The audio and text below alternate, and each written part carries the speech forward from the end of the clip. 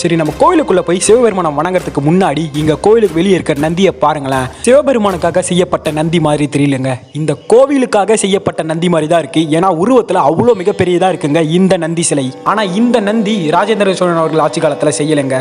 உடையார்பாளையம் ஜமீன் அவர்கள் தான் இந்த நந்தியை முழுக்க முழுக்க சுதைகளை கொண்டு செஞ்சிருக்காரு.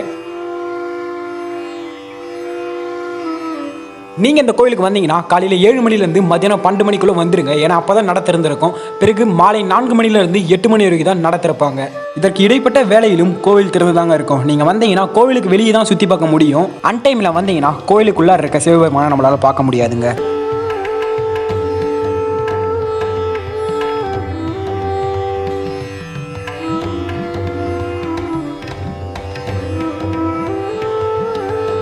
சரி, இப்போ நம்ம இந்த கோவிலை சுற்றி என்னென்ன சிறப்புகள் இருக்குன்றத பார்க்கலாம். உங்களுக்கு இங்கே பார்த்தீங்கன்னா தெரியும், இந்த கோவிலை சுற்றி ஒரு திருச்சுற்று மண்டபம் இருந்திருக்கு.